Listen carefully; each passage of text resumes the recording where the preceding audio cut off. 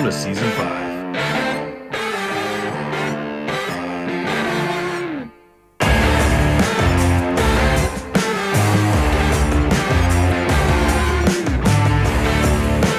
Support for the BowHunterPlanet podcast is presented by Dead Downwind, Tinks, Shadowhunter Blinds, Burris Optics, Dead Ringer, The Grind, Bomar Archery, Element Outdoors, Reveal Cellular Camera, HHA and HHA USA, Black Eagle Arrows. additional support provided by Deer Camp Coffee and Yeti Coolers. Hey guys, welcome to BowHunterPlanet podcast. We hope everybody's having a good night. I am hosting tonight, Dave Thomas, along with Tim Mesrat and Jamie Nopum. And we have Corey Wilson on from MR.HEATER, which is very exciting because this, especially right now, Corey, with how cold it is, you couldn't ask for a better product to be talking with right now than MR.HEATER, that's for sure. How's things going for you guys? Really well. We couldn't be having this at a more perfect time. You know, I think as I speak right now in Ohio, it's -6, which is, unusual even for us. Yeah. People are probably scrambling right now to get your products, in their houses, probably like crazy right now. Yeah. I'll tell you what, this year has been unlike any other I've ever seen. I mean, we started off this year, I'd say unseasonably warm. And typically in heater world, when it's warm, heaters don't sell, and as soon as it's cold, man, they're gone. Yeah. This year we were selling out and it was hot out, and we couldn't, for the life of us, we couldn't figure out what was going on. So yeah, maybe they had the Farmer's Almanac or something. You're right. So we'll talk about some of the new stuff you guys are working on soon. But before we do, the iconic Buddy heater has been literally the hands down go-to, I think, for hunters for multiple years here. Can you tell us a little bit about those heaters? What's the big thing for the hunter with those heaters? Because I feel like every hunter has one of them things. Yeah. I know that the Buddy heater's been around for about 20 years now. Wow. We patented it right around the year 2000, I believe. So the innovation with it was really around the oxygen sensor. So the way it works is it has a thermal probe and a pilot light. And as we all know, a flame will go up to seek oxygen as the oxygen in the space goes down. So the way it works is that thermocouple sends a small electrical impulse to a magnet. And as long as the flame stays on that thermocouple, it overpowers the magnet's natural tendency to, seek its opposite and close.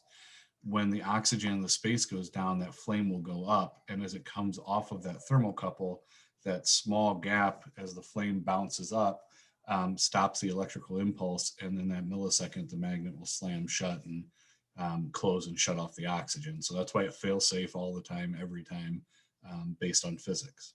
That is pretty cool, man. I love the science on that. It's, and it's come in handy with myself. I'm a big camper, and I do some, cold weather camping and that kind of thing. And I've used, I have, and I love MR.HEATER, man. I got a couple of them. I got the little buddy and I got the big buddy. And in my camper, I have a hybrid, so it's got kind of, tented sides where, it can get pretty cold. Mm-hmm. I have the big buddy heater that I hook up to a 20-gallon tank on that thing. It lasts forever, first of all, but second of all, it's safe enough to be able to run inside that camper. I cracked the window about 6 to 8 inches just so there's some sort of flow of oxygen going through. But I've had no issues using that thing even indoors inside a camper in the wintertime to keep my camper nice and toasty, man. Yeah, the one thing that we hear, I'd say semi-often, is from people using it up in, like Colorado, up in the mountains. And because of that system that I just described, the air is obviously thinner the higher up you go. And the product is so safe, it turns off at about it's around a 1% change in oxygen. So as you know, you're fine up in, Denver and Leadville and those areas. But the oxygen sensor is so sensitive that sometimes when you get up there on low quality oxygen days, it'll actually turn it off. Interesting. So it's very sensitive. It's very safe. MR.HEATER's we actually literally created the safety standard that heater's judged to. So when the products first came out, there was no such thing as an indoor safe propane heater. Everyone just thought propane, you can't take it inside, it'll kill you. So we actually had to not only invent the product, but then invent the safety standard to make sure that the product was judged by a standard that, is continually safe. Love it. I love Very it. Yeah, cool. that's with us hunting and, the property that we're at, we have multiple spots that we potentially hunt throughout the season. And even throughout the hunt that we're on, like I might hunt somewhere in the morning and then somewhere different at night. And where you can, by all means, take that Mr. Heater and travel with it and pack it into wherever you're going. I love having the option of having multiple Mr. Heaters and just having them set up and ready to go in each and every blind that I sit in. Actually, we fixed that because what we did is we all kept one in each one, and so it didn't matter which one you went to. There's one in there. The key was, did you have the attachment to the big 20-pound propane, or were you bringing the little green things? Yeah, and this year we got these shadow hunter blinds coming, so we're really excited about that because I feel like I'm not going to need it on as long. I can turn it on, heat that baby up, and it'll have insulation, so I can shut it off, and it'll be like, boom, I got less gas and ready to go. So a recommendation there would be kick it up on high, but you don't turn it all the way off. Just turn it back to the pilot, because the pilot puts out about, I think it's like 300 to 500 BTUs of heat. So and the other thing is, like, especially if you're bow hunting, you don't want to hear the clack of the piezo when you go to start it up if you get cold. So if you just keep it on that pilot setting, good idea. You can always flip it back on and have the gas going to low. That's a great idea. Pro tip, guys. Pro tip. The one thing I haven't found yet, though, I honestly don't think that you guys can solve for this, is somebody to go out to my ground blind and start it before I get there. You hook it up to Wi-Fi. If you could put like a remote start in it, that would be amazing. You have kids? Isn't that what they're for? There you go. Get out there. No, another thing to keep in mind too is when a lot of guys do what you do and keep a heater in each of their blinds. That we have a property down in Arkansas that we go down to, and it's a bunch of guys hunt camp, all that stuff. But we have several blinds, and what we do is we keep them in bags. We actually make a Mr. Heater buddy bag. But what happens is, for some reason, insects and animals in general are attracted to that smell of propane. And so what they'll do is they'll get in that oxygen sensor, the pilot assembly. And so people who leave it out there oftentimes will be calling our customer service saying, oh my God, this thing won't light. And the reason is things have gotten down in there. And you got to remember, the orifice that the gas comes through is like the size of maybe like 2 hairs. And so even if just a couple of pieces of dust get over that thing, you'll have a starting issue. So keep it in the bag, take it out of the bag when you're going to use it.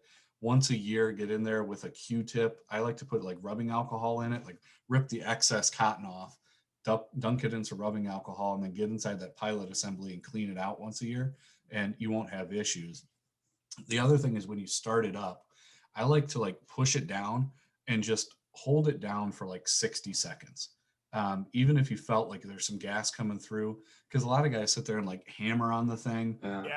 And they're only allowing gas to flow when it's depressed. And what you got to do is you have to have enough gas flowing through the system to sustain a pilot light, because remember, that pilot has to stay on the thermocouple to make the whole system prove. So if you hold it in for 60 seconds and then press it down and light it, usually you've charged the system with enough gas that it'll maintain the heat on that thermal probe, and then you can just flip it straight over to high and go with it. So, plus you make less noise out there. No, that's a great tip too. I mean, and that just speaks to the quality that you guys are putting out there and how easy they are to maintenance. Absolutely. And I honestly, for something that can be potentially dangerous, and I say that because there's other brands out there that don't do what you guys do in regards to the safety mechanisms. I wouldn't trust any other brand to use with my family or even myself inside my camper, or even inside the ground blind. I mean, carbon monoxide, or I don't know if it's carbon monoxide, but the fumes that you would get from the deprivation of air, if you will, is serious, man. So it's definitely a big concern when you're using that type of equipment, that you do it the right way. Yeah, absolutely. It's nothing to play around with. We actually have a new patent going into product. It's starting this year going forward. So over the past 20 years, the riddle was to try, the riddle initially was to solve, how do you turn the heater off in case the oxygen goes down so it doesn't, hurt the person. The riddle after that was, how do you stop fires? Because ultimately, like, the only way heaters are going to kill you or hurt you two different ways. It's going to be by lack of oxygen or, a fire. And so the number one issue that we would see in the market is what you call a cross-threaded regulator.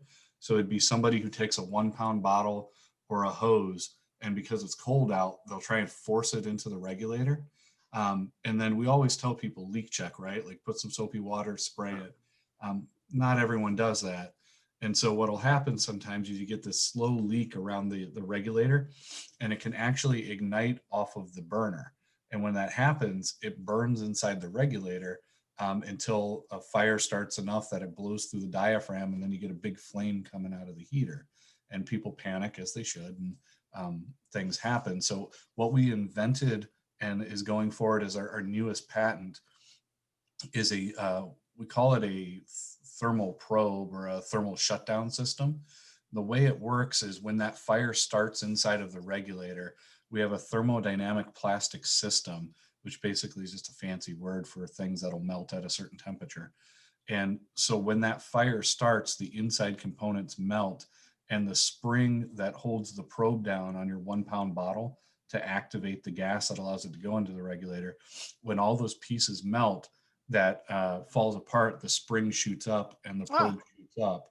So now it auto extinguishes. So it'll be the only indoor safe self-extinguishing heater on the market. Awesome, man. Wow, that's crazy. Cool. But the one that I really like, we make, it's called a 540 heater. So it's 360 degrees of heat, and then it also goes this way and you can angle it. It's like 45,000 BTUs of heat. That's a lot of heat.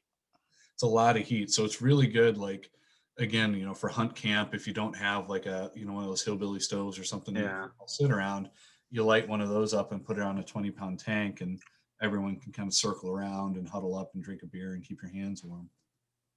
Yeah, this is the one I'm using, the 45,000 BTU. Yeah. But this thing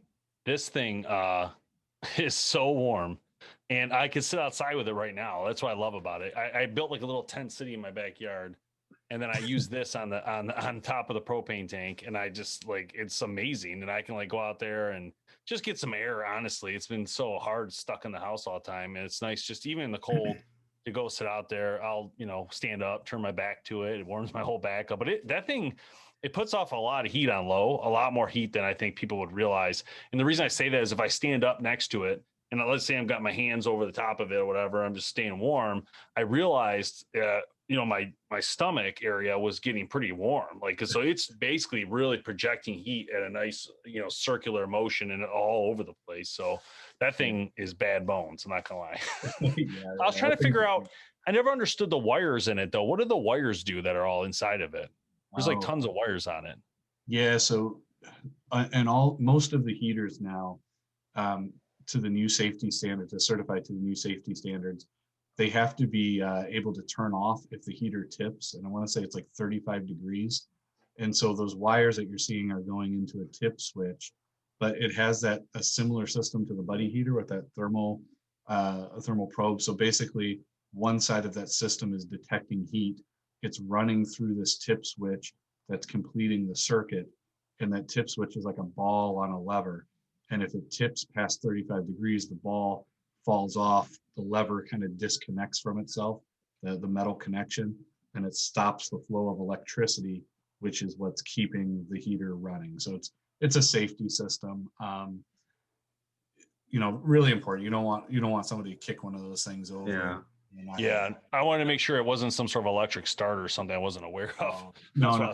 Now there are, I don't think we have it on the 540 one that you're talking about, but there are some tank tops that have like a piezo ignition where you like clack it and go, just like a camp stove or something like that. But I don't think the 540 has one of those, so that's probably not what you're seeing. So Corey, I don't know if you know this, but BowHunterPlanet has a long history with Mr. Heater, and I way back in the day, we're talking about 11 plus years ago. Okay. When we first started, Dave and I started this the BowHunterPlanet in his garage, and we're in Michigan, right? So cool. wintertime rolls around, and you can't get away from the cold. It's cold outside, and his garage was not heated, so we ended up, we had one of your forced air heaters, one of the big jet ones. Oh yeah. Right. And it was the funnest time because we would have to plan it because it was loud. Like those things are not quiet at all. So we would have to run it to the point where it got nice and hot in the garage. And, we had the garage door open and all that kind of stuff. We would run it in the garage, get it nice and warm. And then we'd have to shut it off, try and do all of our video clips real quick on what we were working on, so we didn't freeze so you see the breath start to come back. And then you'd see the breath start coming out on video. We'd have to shut it all down and restart the heater. It was so funny. And also what we noticed happened, like you would shut it off, and then like there would be like from the heat expanding inside the garage and then all of a sudden retracting, you would get like metal noises from all over the garage. Like clink, clink, clink, like all these weird sounds. We're like, oh my God, like how are we going to get around this? It was so cool. I remember that it would be like, you would see the frost coming to, be like, gotta cut. We're going to have to turn the heat back up for a little bit. Then we go outside, have a cigar or something outside, and we come back in like, oh yeah, all right. Yeah. That was so funny. Some of the funnest times. To that point, one of the things that we, so I started with the company about 10 years ago. So you guys started like a year before I started. So probably about 5 years ago, we invented something we call QBT, which is quiet burner. So we put it in a quiet burner technology. We put it inside that forced air heater that you guys are talking about. No way. So if you were to turn on an old forced air heater and then a quiet burner heater, like turn the old one on and then ours on, then turn the old one off, you can hear a massive difference. It's like 50% quieter. And the idea was like a lot of our customers, like we have a huge following in the outdoor industry because of the buddy heaters, but I would say probably the larger side of our business is in the construction and hardware side. And so those guys who are using those heaters, they sound like jet engines, they're walking around with it all day. They go home with their ears humming. So adding that technology to that heater was like, I think a huge thing for their lives, because they got to go home and not have their head ring. I love it. So let me ask you guys a question. I'm a new bow hunter, so I've been hunting for a long time. Rifle, new to the bow. Got an Expedition MX-16 that I started out with this year. Loving it. I haven't noticed any issues at all with my buddy heater up in a stand and getting scented by a deer. Have you guys had any issues with that or seen that, or you take the buddy heaters up with you when you're bow hunting? I've taken the little buddy up with me at times, but my issue's always been I have to do it to where I don't, the platform has to be big enough because I don't want it to be like too close to me, and I got to make sure my clothes don't get burned or anything. So I've only done it 2 or 3 times, but I've never had an issue like that. But we use those heaters so much in regular deer season in the ground blind, which would be worse than in the tree, because in the ground blind, it's like right there, it's on the ground with them. In the air, you got the air flows higher. So the scent is a lot easier to disperse correctly and get, as long as you're playing the wind too, and doing it right. But I have never had an issue with sound from that heater or scent from the heaters at all in any hunts I've done. Just a second, what Dave said, I'm a big ground blind hunter. That's pretty much all I do. But to that point that Dave was talking about, being up in the air, I mean, would actually help if there was going to be an issue with any of those heaters because of the airflow and all that stuff. But because I'm a ground blind heater, I actually shot my first buck while my heater was on. And I shot the last 3 deer that I shot. My heater was running every single one that I took. So I've never had an issue with any sort of scent issues or them, hearing me. The one thing that I do is in the morning, because we like to get out there before the sun comes up, right? Yeah. So the one thing that I do is I'll shut the blinds to my window if I'm going to put my heater on, because the light, and it's very little light, but because of the light that comes out of it, your ground blind, you want to be blended in with the background of your ground blind. If you have front light coming at you, deer are going to see you easier, especially in those morning hours. So I will close my ground blind windows until it's nice and toasty in there and it's shooting light. Then I'll take them down. And for the first maybe half hour or so, I'll shut the heater off so I don't have any of that ambient light coming in. But that's the only concern for me, is just the light pollution, not any sort of scent pollution at all. Yeah, I don't think that propane bothers them that much. I mean, I run thermocells all the time and don't have an issue too. And that's even got a little scent. So yep. Good question, man. Cool. Yeah, no, I like I said, it's all been rifle hunting for me, and I've never had an issue. But most of my shots are 75 plus yards, so wouldn't be as much of an issue bow hunting. Be less of an issue than if you're bow hunting. I thought. I you would have be any, surprised if that was the issue. If you tried to shoot a deer, was the That's was why the heater? you probably honestly. just needed some dead downwind. Yeah. There you I go. actually use that stuff. I love it. It's great. Yeah. We're so happy about Dead Downwind sponsoring the show because we've used Dead Downwind. Even when they weren't sponsoring us, we still used it. We've always used Dead Downwind on the show or on BHB. And we've tried other ones and they work okay and all that. But Dead Downwind's always been one. And back to when Gary owned it, it was like always like the stuff it worked. Like you never needed, like there's guys on our team that sprayed down head to toe in Dead Downwind before Oh, they got chapstick and deodorant and They everything. never get winded, no matter what the wind is. That's why Shampoo, it's such toothpaste. it's such a huge deal. But yeah, especially for bow hunting because you got to get close and having the right scent protection is important. And a lot of times you're not going to obviously need the heater in early season anyway, so you don't have to even consider that. But sometimes what you have to think about, like in a tree stand like that, is the movement, right? Do you have the room to do it? Are you going to kick it off the platform on accident? You know what I mean? Can you tie it down to the platform? Is it going to be in your way or impede you climbing in and out, for danger? You got to be careful. So the way I look at it is like I would tie it off and pull it up and then I'd have to set it down. But again, it's going to be how big is my platform to give me enough room to set that and then also not kick it, not have an issue. I mean, there was times I was hunting bear and I put bear mace on a thing and accidentally hit that off. And you're talking a little, smaller than this, Yeah. And so you don't want, and even that kind of like creep me out because I'm like, I don't want to make any noise or sound. So it's definitely, something to think about, whatever, when you're doing it. But yeah, absolutely. Yeah. So Corey, talking about your product line a little bit more, you have other products out there that, not only heat, but that you can actually double as like cooking systems while you're out. Yeah. So our newest product this year is called the Buddy Flex, and so Flex, because it's kind of like a hub, it flexes to be more than a heater. So the idea is, Buddy Heater, it's been out 20 years. We wanted to kind of pull our consumers and understand, like, if you're going to get a Buddy Heater 2.0, what would you really want out of that thing? What does that look like? And so what we came up with, or what really, not us, but what the consumer told us was, we want something that has a wider heat pattern. So that was number one. So in a current Buddy Heater, because it's a radiant heater only heats the object in front of it.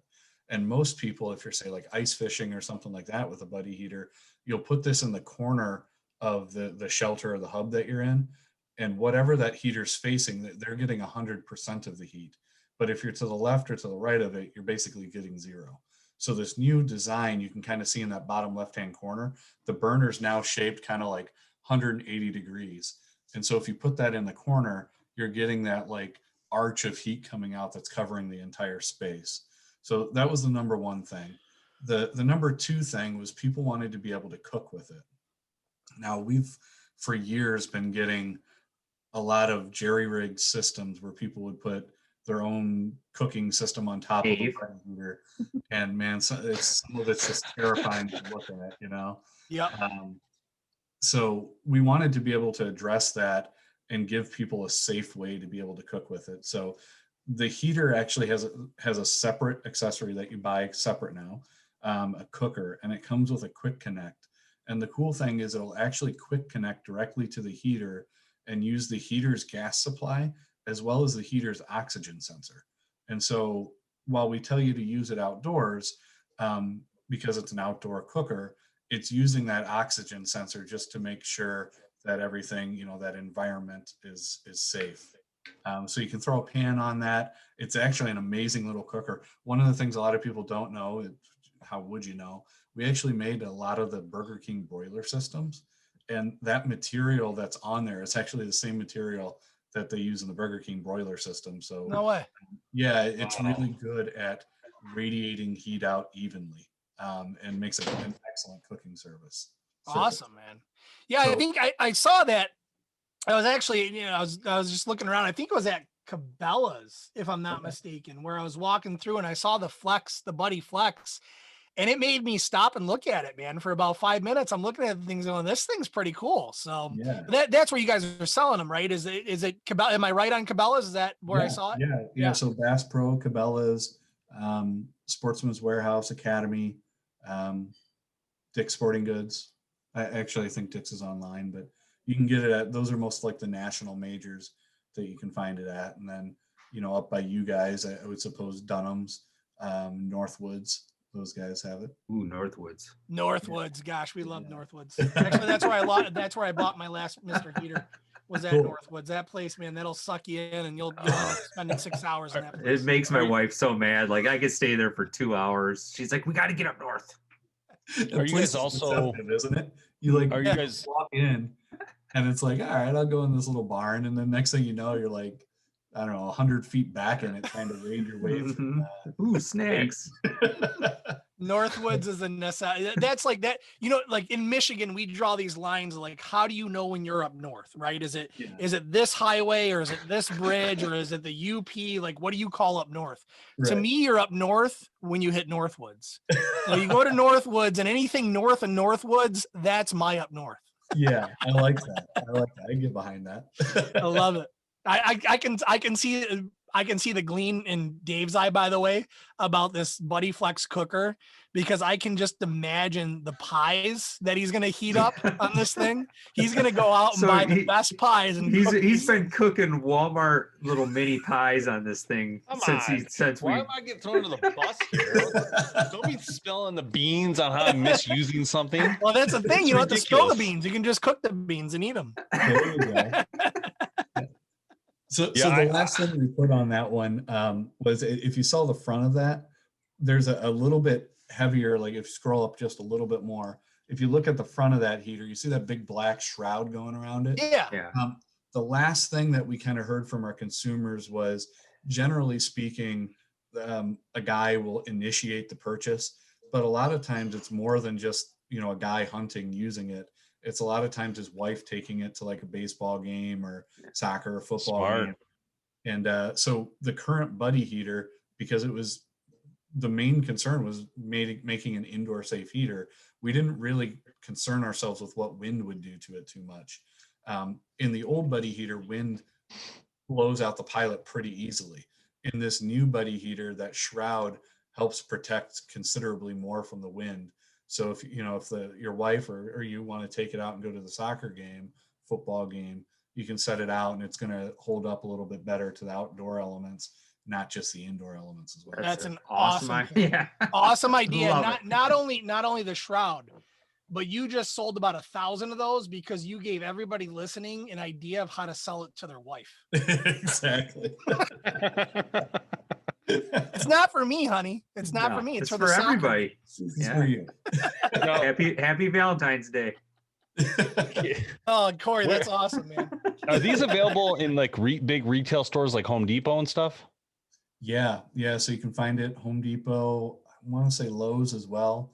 I mean, the great thing about the Buddy heaters is that it's truly a universal product. We're very fortunate in the fact that we patented a product that's as usable to a guy in their garage as it is to the guy out hunting, as it is to his wife at a soccer game. So it's truly a universal product, and that's why for us it was just so overwhelmingly important to make sure that these things are safe and reliable and easy to use and operate by everyone.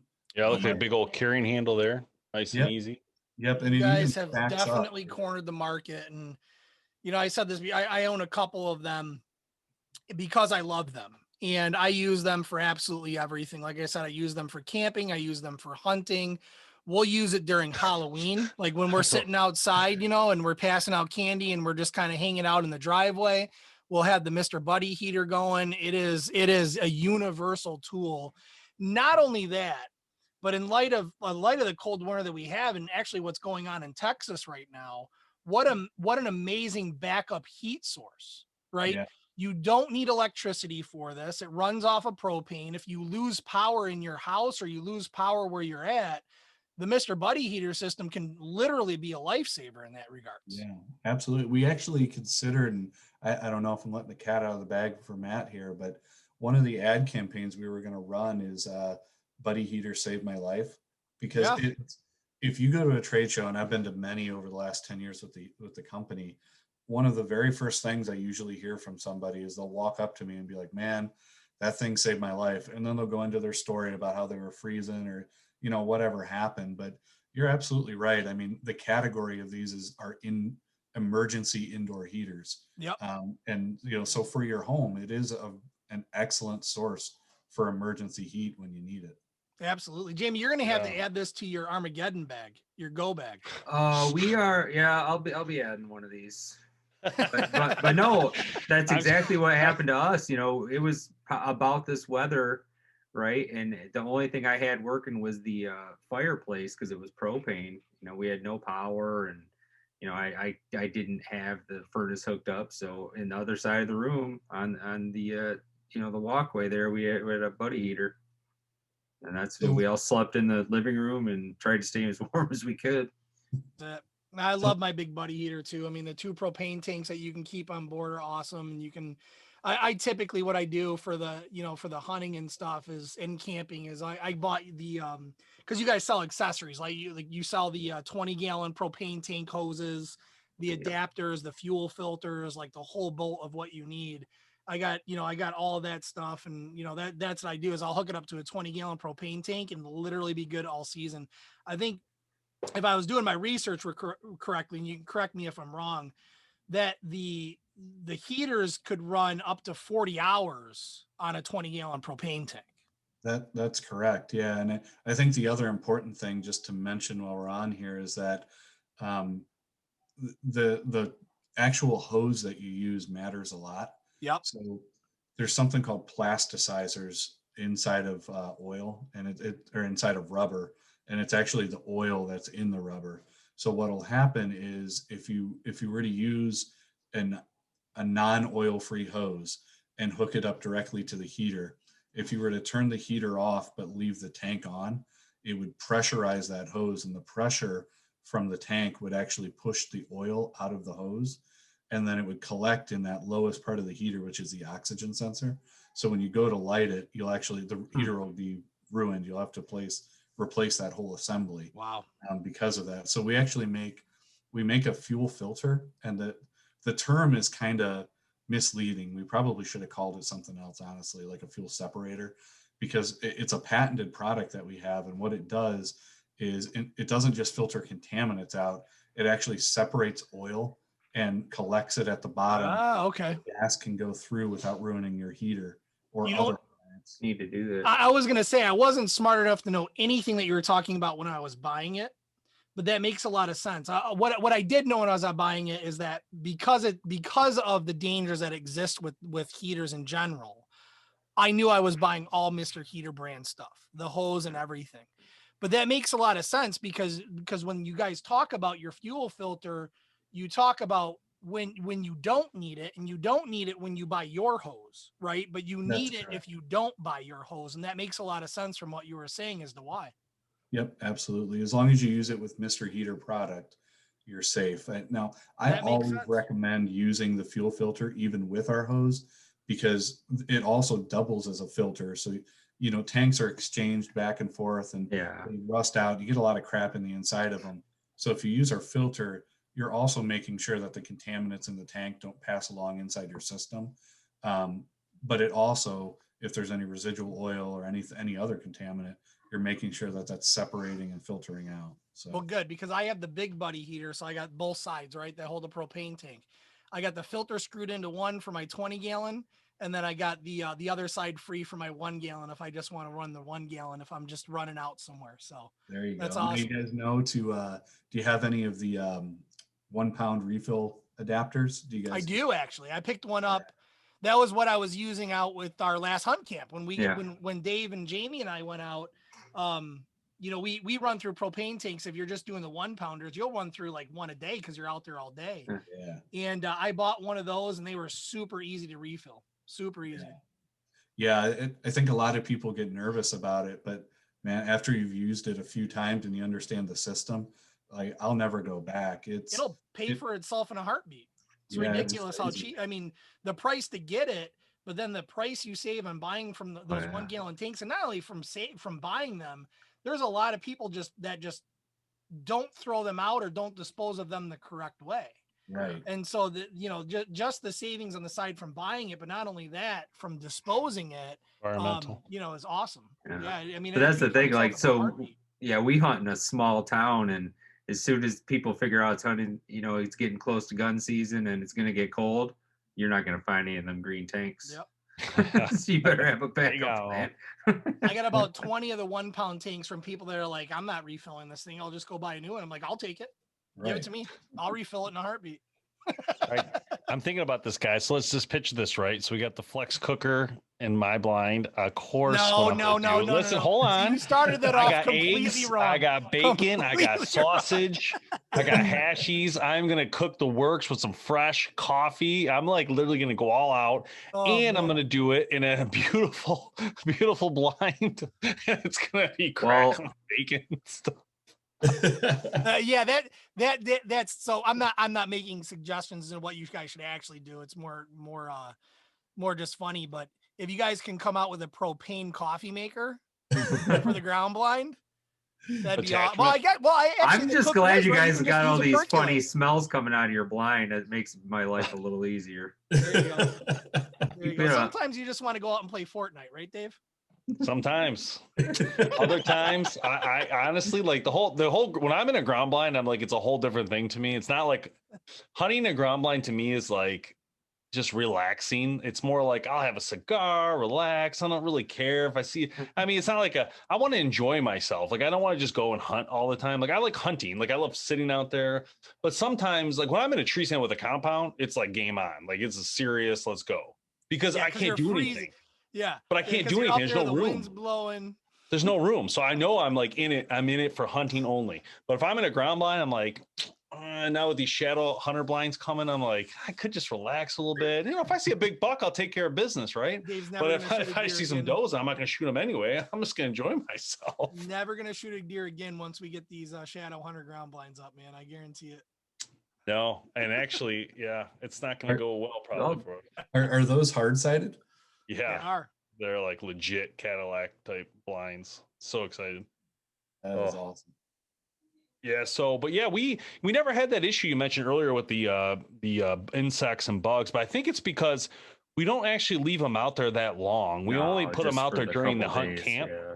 So it's Oh, like okay. during that weekend we leave them in there, but then like we don't leave them out there. They come back in before we leave. So they're out there like a day or two. Yeah, if 3 we're out there days. for a week, we'll run out the day. Not that it before couldn't actually happen, hunting, but and we'll hey, set up the 20 gallon and all that kind of stuff, get it all prepped.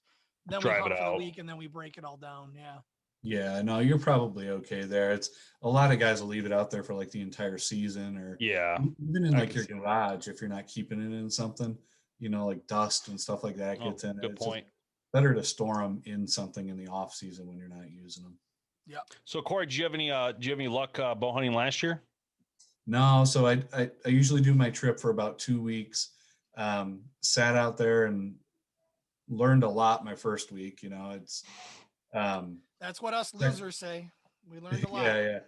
I'm one of them, by the way. So Second week I got it done with my rifle, but yeah, first week I just learned a lot. But like I said, I'm really new. Like literally, that was my first week ever out bow hunting. Been practicing a lot, learning a lot, man. I actually I hope next year I can get one with my bow, because there was just something about it. Like, and I know I'm preaching to the choir here, but it was like learning to hunt all over again. It was so exciting. I had so much fun. So many things that I wasn't paying attention to before that, I started paying attention to. Like you were saying, like when I'm rifle hunting and I'm up in a blind, like certain sounds and smells and, the wind, I'm just not as cognizant of. I'm just kind of hanging out and waiting for one to walk across. When you're out there, like on the side of a tree, it's just a completely different feeling. No, Yeah, we have that conversation all the time, but it's in kind of a different light, because I'm a crossbow hunter. I love to crossbow hunt, and I get a lot of flack for that because people equate crossbow hunting to gun hunting.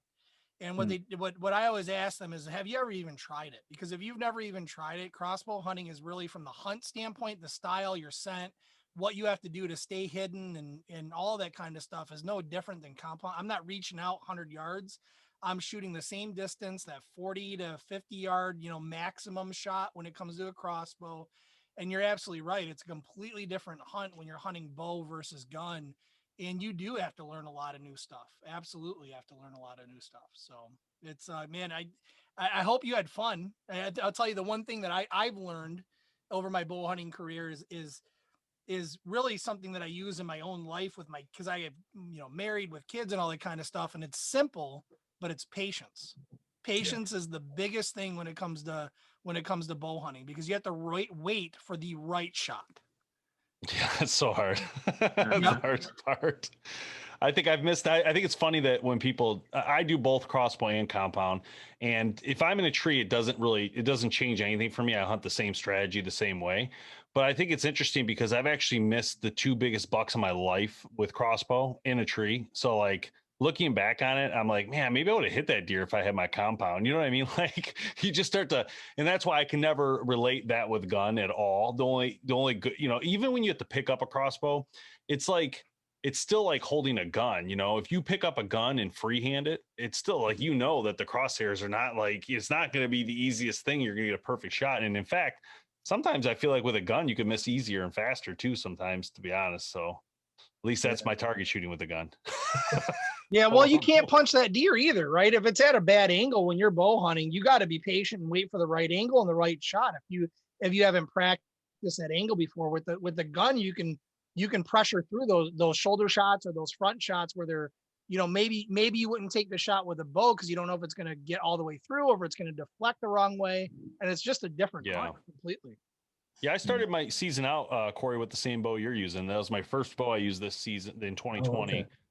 And then, but since we have BHP, I shift between different bows throughout the season. So I'll start with one, and I shift to another brand, just for more testing purposes. And to just kind of play with different things. I mean, because we have them all. So it's been kind of fun doing that. But that was a great bow, and I shot it for a while there in the beginning. And then I think I used it for turkey into early season. But I recommend, you're hunting in Ohio, right? Well, yeah, I hunt some in Ohio, but we have a property down in Arkansas.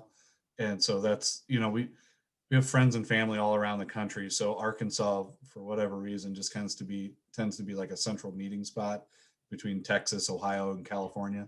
So you guys want some more friends and family? Yeah, come on down. I don't know what you're talking about. Ohio's amazing hunting. Yeah. Ohio's got some monster bucks and southeastern. Honestly, do you guys make fun of us up in Michigan? No. Don't lie.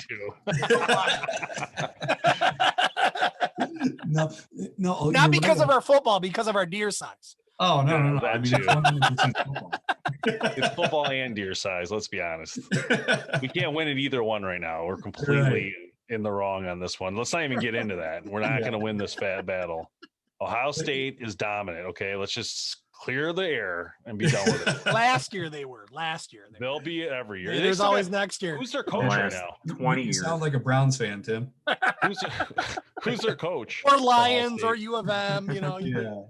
You know what's crazy about Ohio though, and it's weird because like you would think like I'm here, like I should be hunting a lot more in my backyard, but it's not easy. Like people who have some property here who are into hunting, man, like somebody better die, for you to get a chance to go hunt that. Yeah. I've hunted a lot of small private parcels. No. A lot of small private parcels.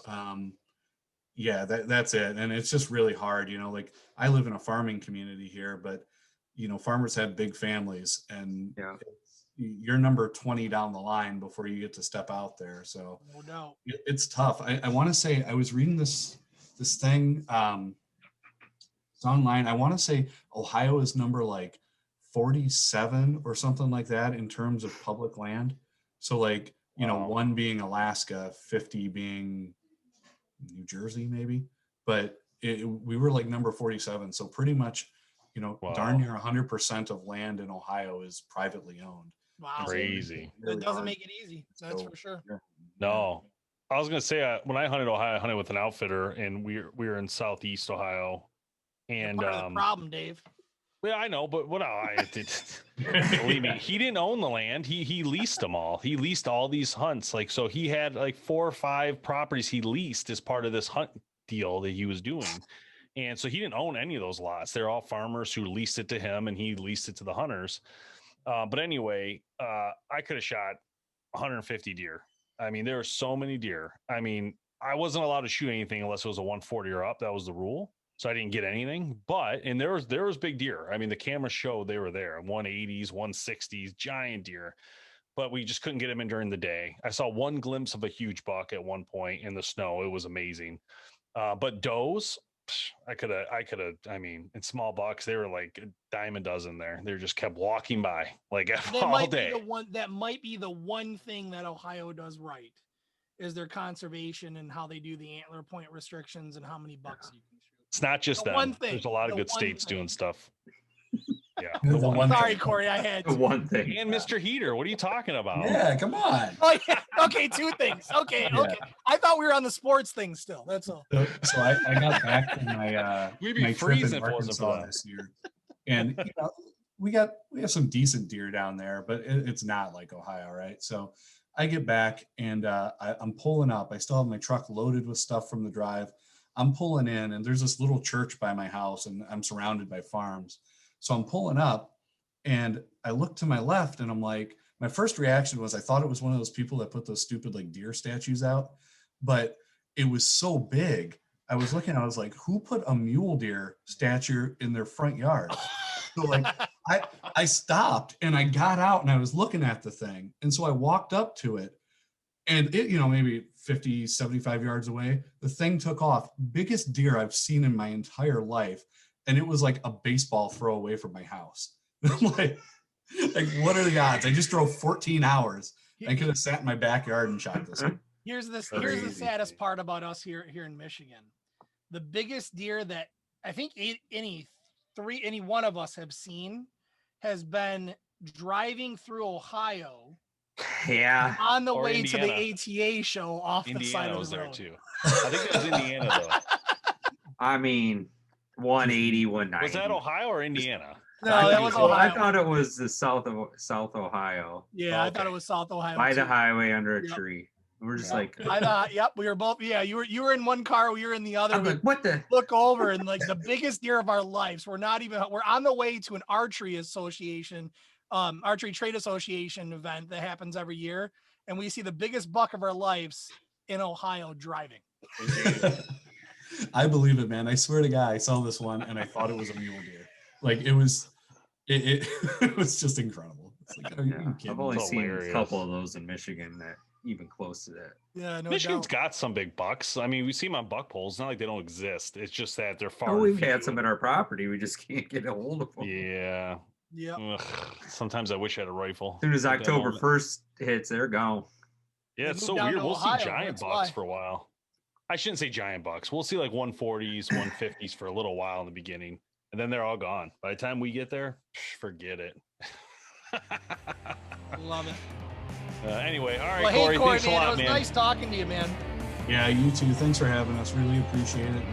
If you ever need anything, definitely reach out. And for anybody that's listening too, if there's ever any questions, we have a full-time tech service team. So, look up that number, call them. They'll walk you through how to clean it, how to start it, anything you need.